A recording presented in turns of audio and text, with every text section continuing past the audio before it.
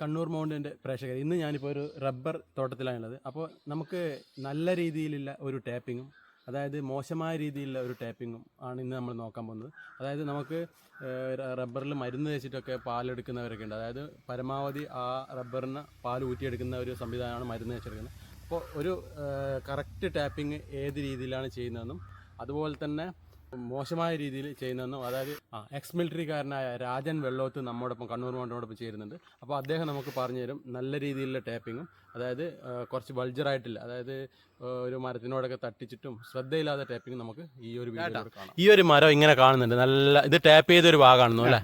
അപ്പോൾ ഇത് എങ്ങനെയാണ് ഇങ്ങനെ ചെയ്യുന്നത് നിങ്ങൾ? ഇത് കണ്ടോ, ഈ ഒരു ഭാഗം കണ്ടോ, ഇത് ഞാൻ കഴിഞ്ഞ 2 വർഷമായിട്ട് ടാപ്പ് ചെയ്ത സ്ഥലമാണ്. ഈ സ്ഥലത്ത് ഇനി പിന്നെയും ടാപ്പ് ചെയ്യുന്നതിന് വലിയ ബുദ്ധിമുട്ടൊന്നും പറ്റില്ല. ഇനി നിങ്ങളൊരു കാര്യം ചെയ്യണം. ഇപ്പൊ കഴിഞ്ഞ ചെയ്തുകൊണ്ടിരിക്കുന്ന സ്ഥലമാണ്. അപ്പൊ ഇത് മരത്തിന് തട്ട് എങ്ങനെ തോല് തട്ടില്ല, മരത്തിന് തട്ടാതെ വൃത്തി ചെയ്തതാണിത്. മരത്തിന് തട്ടിക്കഴിഞ്ഞാല് ഇപ്പൊ ചില ആള് വിചാരിക്കുന്നത് നമ്മള് പാട്ടത്തിനൊക്കെ കൊടുക്കില്ലേ, പാട്ടത്തിന് കൊടുത്ത് അവരായിരിക്കും കുറെ അധികം പിന്നെ അടുപ്പിച്ചു കഴിഞ്ഞാൽ നമുക്ക് കുറെ പാൽ കിട്ടില്ല. അത് വെറുതെ പറയുന്നയാ. അപ്പൊ നമ്മൾ എന്ത് ചെയ്യണം, നല്ല വൃത്തി തന്നെ ചെയ്ത് കഴിഞ്ഞാൽ ഇത് നല്ലൊരു സെറ്റപ്പാ. ഇത് കണ്ടോ നിങ്ങൾ, ഞാൻ 2-3 വർഷം 4 വർഷം കൊണ്ട് ചെയ്താ ഈ സ്ഥലം എനിക്ക് ഇനി പിന്നെ നല്ല വൃത്തി ചെയ്യാൻ പറ്റും. ഇവിടെ ഒരു മരണയോ മറ്റേ എന്തും കാരണമുണ്ടോ? ഇല്ലല്ലോ, ഒരു മരണയും കിട്ടില്ല, അത് മരണം കിട്ടില്ല. അത് നല്ല വൃത്തി ചെയ്താൽ നല്ല ടാപ്പർക്ക് അറിയാം, അത് ടാപ്പിംഗ് തൊഴിലാളിക്ക് നല്ല വൃത്തിയിൽ അറിയാൻ പറ്റും. ആണല്ലേ? നമുക്ക് ഈ അതായത് കുറച്ച് ബൾജായിട്ട് മോശമായിട്ട് ചെയ്തൊരു മരം കൂടി കണ്ടാലോ? മോശമായിട്ട് പറഞ്ഞാൽ അവരെ വിചാരം അറിയാം. നീ പാട്ടം കൊടുത്തു, നിങ്ങൾ പാട്ടം കൊടുത്ത് അവരേക്ക് അടുപ്പിച്ച് ടാപ്പ് ചെയ്ത് കഴിഞ്ഞാൽ കുറെ പാല് കൂടുതൽ കിട്ടും.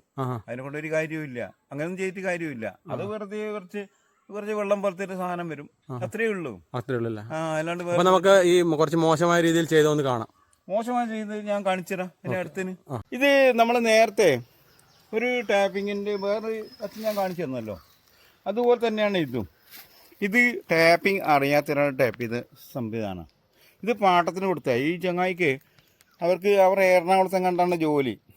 അപ്പോൾ പാട്ടത്തിന് കൊടുത്തിട്ട് നോക്കുമ്പോൾ അവർ എങ്ങനെയാണ് ചെയ്തത് എന്താ ചെയ്തതെന്ന് എനിക്കറിയില്ല. അത് ഈ രീതിയിലാണ് ടാപ്പ് ചെയ്യുന്നത്. ഇതിനിപ്പോൾ ഈ ഒരു സ്ഥലം ഉണ്ടല്ലോ, ഈ സ്ഥലം പോട്ടെ, ഇനി ഇതെന്താണിത്? കോടൽ വെച്ച് കിട്ടിയ ഇങ്ങനെയാണോ ടാപ്പ് ചെയ്യുന്നത്?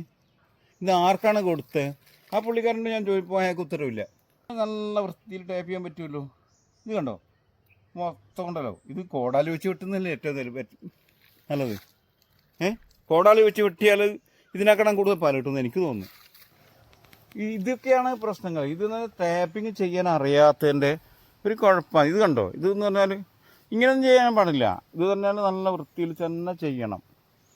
ഇത് പറഞ്ഞാൽ ഒന്നാമത് നമ്മൾ ഇവിടുന്ന് വന്നതിന് ശേഷം നല്ല വൃത്തി ചെയ്യാം. ഇത് കുഴപ്പമൊന്നുമില്ല, ഈ ചെരുവൊക്കെ ഏതാണ്ട് ക്ലിയറാണ്.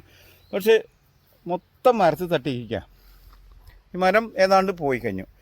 കാണുന്ന മരങ്ങളൊക്കെ 105 ഇനത്തിൽപ്പെട്ട മരങ്ങളാണ്. അപ്പോൾ നമ്മൾ നേരത്തെ ടാപ്പ് ചെയ്തത് ഭയങ്കര മോശമായ രീതിയിൽ നിന്നാണ് ഇതിൻ്റെ പ്രധാനപ്പെട്ട ആളുകൾ, അതായത് ഇതിൽ നല്ല പ്രാവീണ്യം നേടിയിട്ട് ആളുകൾ പറയുന്നത്. അപ്പോൾ ഇനി നല്ല രീതിയിലുള്ള ടാപ്പിംഗ് നമ്മൾ നേരത്തെ ഒക്കെ ഈ ഒരു വീഡിയോയിൽ കാണിച്ചിട്ടുണ്ട്.